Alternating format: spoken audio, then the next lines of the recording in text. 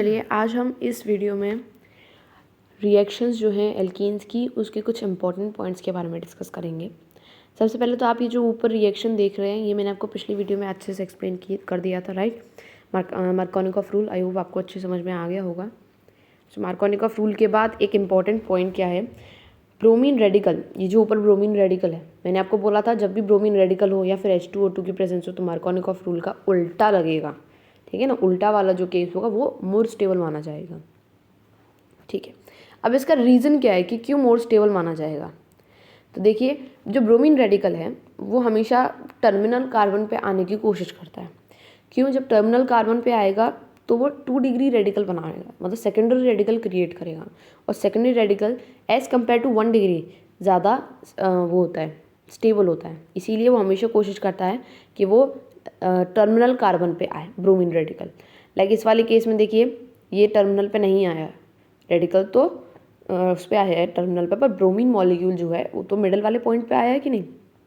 वहीं अगर हम सेकेंड वाले पे देखें तो ये टर्मिनल कार्बन पे आए हैं और देखिए यहाँ पर सेकेंडरी बना रहा है ये, इसीलिए ये मोर स्टेबल माना जाता है, ठीक है ना। तो मोर स्टेबल होने के लिए जो आपका ब्रोमीन रेडिकल है वो हमेशा टर्मिनल कार्बन पे आएगा। इसीलिए रेडिकल वाला जो केस होता है उसके हम उल्टा यूज़ करते हैं, मार्कोनिकॉफ रूल। अब यहाँ पर देखिए, यहाँ पर ब्रोमीन रेडिकल नहीं है, नॉर्मल ब्रोमीन दिया गया है, तभी तो यहाँ पे ब्रोमीन लग रहा है। तो यहाँ पर किस तरीके से 2 कार्बन के बीच, किन कार्बन के बीच में, इन दोनों के बीच में, राइट। अब इन दोनों के बीच में तो इस वजह से किसी एक कार्बन के ऊपर आएगा ब्रोमीन मॉलिक्यूल, ठीक है। तो इस केस में क्या यूज़ करेंगे हम, मार्कोनिकॉफ रूल यूज़ करेंगे। कम हाइड्रोजन वाले पे लग गया, आपके कम हाइड्रोजन वाले कार्बन पे लग गया बॉन्ड, मतलब ग्रुप। नेक्स्ट इस वाले केस में देखिए, इस वाले केस में भी वही चीज़ आएगी, कम हाइड्रोजन इसके है, इसके पास तो है ही नहीं हाइड्रोजन, मतलब बिल्कुल ही कम, तो यहाँ पर क्या लग जाएगा, ग्रुप लग जाएगा। अब इन दोनों के केस में देखिए दोनों चीज़ें बन सकती हैं, तो दो हमने केस लगा दिया। अब इसमें आपको पूछ सकता है या तो ये रिएक्शन देके कि which one is more stable and which one is less stable, तो आप ऐसे करके इसका आप आंसरिंग कर सकते हैं। मैंने आपको बता दिया है कौन सा वाला ज़्यादा होता है, कौन सा वाला आपका कम स्टेबल होगा, ठीक है ना।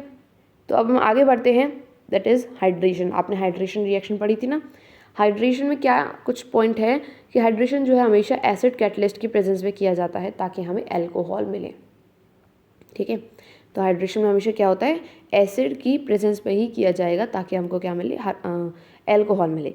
और हाइड्रोहेलोजिनेशन एंड हाइड्रेशन दोनों ही मार्कोनिकॉफ रूल फॉलो करते हैं, मतलब कि ब्रोमीन कम हाइड्रोजन वाले कार्बन पे अटैच होगा एंड OH ज़्यादा और OH, मतलब कि जब आपको ब्रोमीन किस में, हाइड्रोहेलोजिनेशन की बात चल रही है, और OH किस में, हाइड्रेशन की बात चल रही है। और हाइड्रेशन जब होगा तब OH किस पे अटैच होगा, कम हाइड्रोजन वाले कार्बन पे, ठीक है ना। तो ये आपका ब्रोमीन और OH, इसमें कोई कन्फ्यूजन तो नहीं है आपको। ये देखिए, मैं एक और फिर से एक्सप्लेन कर देती हूँ। जैसे हाइड्रोहेलोजिनेशन है, यहाँ पर HX है, तो यहाँ पर X फॉर मान लीजिए ब्रोमीन है, तो ब्रोमीन किस पे अटैच होगा, कम हाइड्रोजन वाले पे। वही पॉइंट आपको बताया गया। हाइड्रेशन वाले में H2O है, मतलब कि एक होगा H पॉजिटिव और एक होगा OH नेगेटिव, तो यहाँ पर OH किस पे जाएगा, कम हाइड्रोजन वाले पे। अब ये केस तो ऐसा है जिसमें दोनों के पास बराबर हाइड्रोजन है, तो आप किसी पे भी लगा सकते हो। लेकिन अगर एक केस ऐसा आता है जिसमें कम हाइड्रोजन वाला कार्बन और ज़्यादा हाइड्रोजन वाला हो, तो उस पर आप OH किस पे लगाओगे, हमेशा कम हाइड्रोजन वाले पे। क्यों? क्योंकि हाइड्रेशन और हाइड्रोहेलोजिनेशन दोनों ही मार्कोनिकॉफ रूल फॉलो करते हैं। नेक्स्ट आती है आपकी मैकेनिज्म ऑफ हाइड्रेशन। ये 2 स्टेप में होते हैं। सबसे पहले एल्कीन का प्रोटोनेशन होगा ताकि वो कार्बोकेटाइन दे। सेकेंड स्टेप, न्यूक्लियोफाइल उस कार्बोकेटाइन पे अटैक करेगा, ठीक है ना। और कार्बोकाइन पे अटैक करके क्या होगा, जो प्रोटॉन है उसका लॉस होगा।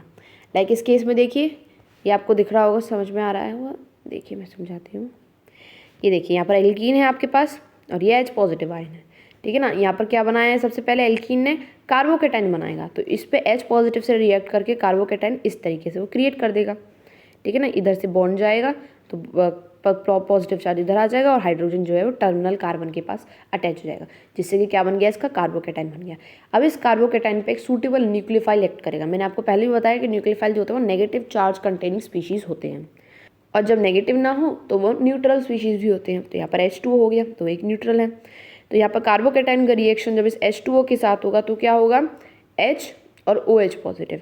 तो OH किधर लगेगा हमेशा, बताइए। यहाँ पर तो देखिए वो लग रहा है आपके पास, ये पॉजिटिव चार्ज है ना, कम हाइड्रोजन वाले के पास लगेगा। यहाँ पर आपको कार्बोकेटाइन ने भी शो कर दिया, और मार्कोनिकॉफ रूल लगाएं तो भी लग सकता है। यहाँ पर इधर देखिए, इधर ये कम हाइड्रोजन वाला है CH है, इधर ना CH है सिर्फ, बाकी ये आगे एक्सटेंड है, तो CH पे लग गया OH।